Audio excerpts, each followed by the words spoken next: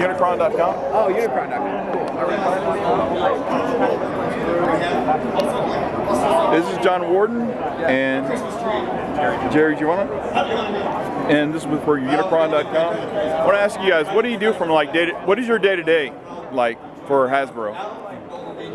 Well, I'm John Warden. I'm a design manager on Transformers. I work on Transformers Generations as well as some other items, and I think one of the big things that I work on is trying to try to create from the early stages what the Transformer is going to be, what kind of characters we're going to choose. A lot of it's illustration, but it's also a combination of engineering and a little bit of everything.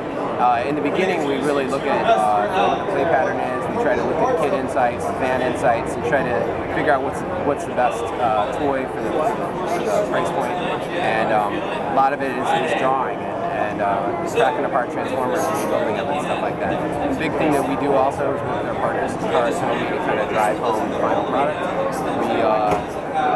We've got talented guys from around the world we work with from the outside sometimes, and it's great. It's living the dream. So how does that work when you're like working with Takara? Does that do you submit things to them and they kind of like take a look at it and it's like give you input, or do you do that just like occasionally, or do you take input from them like all the time? It's definitely it's a partnership kind of deal. So we'll come to them with a kind of an idea. A lot of times early concept art that either we'll do in the office or we'll have artists on the outside do. We come to them with kind of the vision and the idea of the toy. So we'll be like, well, we want to have something that's an easy transformer for little kids, or it's a it's a Voyager class. Transformer scattershot, and we'll start with that. We'll kind of draw inspiration. We'll work with them, and then the Takara team will help us envision the complexity, obviously the transformation, which they're experts at, and then there will be a give and take. Like, well, you lost some of that detail. We'll go back and draw back over top of it, and through all of that back and forth, eventually what we end up with is a transformer that you see. Consumer buys. It's a really great and fluid process. We also have these great sharing meetings that happen a couple times a year where either we'll travel to the Takara office or Takara will come to us and we'll share ideas. A lot of it is really just a creative inspiration. We don't always know what the next thing is going to be, so sometimes it's really cool to see these random ideas. Now we'll come up with them, Takara will come up with them, but I guess I can't stress more how awesome the partnership really is, and it's great. I think it's really what gives Transformers life. How does that work when they do something like Inversion, when they develop something like the Masterpiece figures?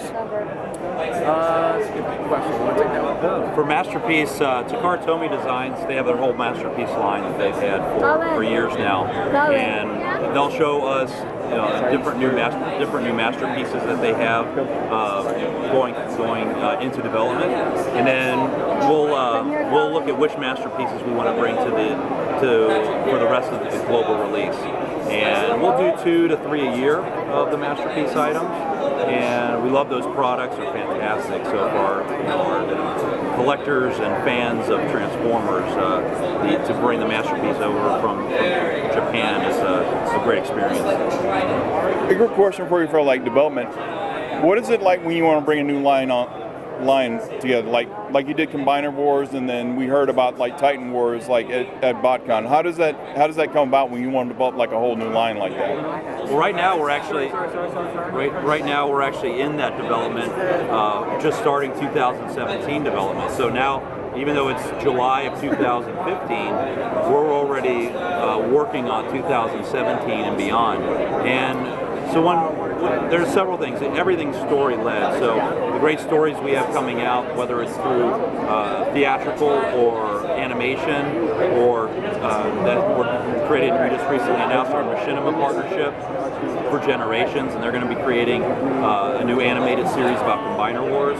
When you look at that, everything's story-led, and our product lines are feeding off those stories. Now, we may have a great idea like Combiner Wars came through the product development team, and the toy team said we could take this classic play pattern, reinvent it, and Takara Tomy and Hasbro designed in Rhode Island came up with the Combiner Wars system, then we started pitching it as a story to IDW and Activision and to DNA, our mobile partner, to look at how can we tell that story beyond just the toy line and really wrap it all together. What about convention stuff? Like, how do you decide like when you're going to announce like certain things? Like, how do you split it up between like San Diego Comic-Con, BotCon, and New York Comic-Con? Generally, we look at the timelines of when things are coming out.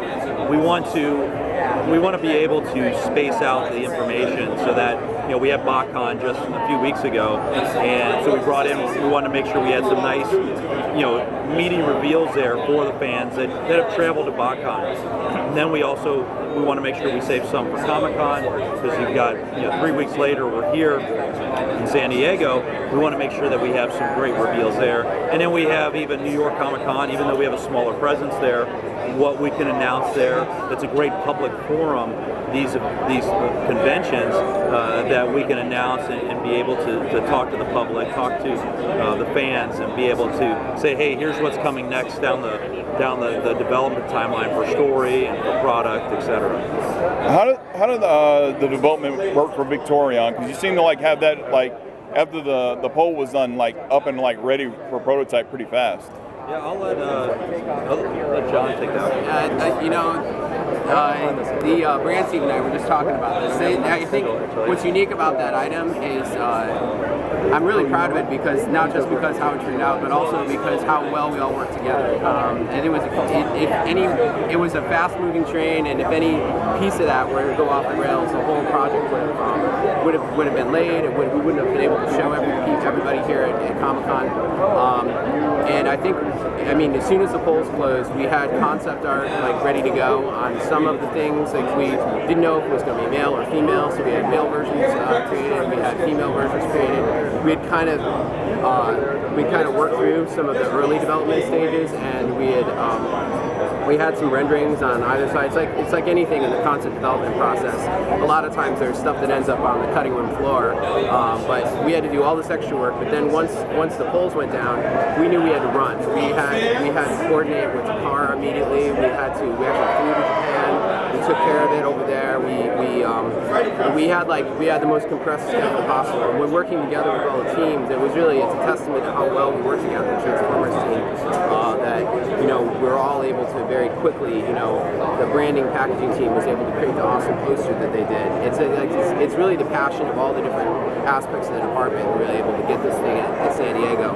And I think literally it was like, up until last week we were like finishing the last finished bits and touches on the prototypes, and we put it together and we brought it here. And it's exciting because when something's moving at this pace, it really makes you think about how cool it is that you're working on Transformers and something like this, to be able to bring it to everybody. It's cool. It's awesome. Something else to notice, like with the Devastator from Takara and yours with the new hands and stuff, the new tools and new weapons and stuff.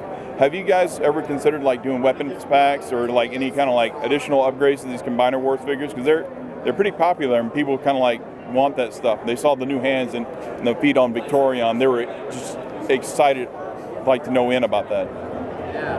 I think when you look at it's something we've looked at in the past, like the accessory packs, they seem to be getting more and more desire for people to have those. So we don't have any plans as of yet to do specific accessory packs, but I think as you look at the expansion of online buying and the online shopper, that could be an area that we could go into. So something that we've looked at. It has potentially in the future, but nothing in the works right now. How does it look for the Japanese exclusives?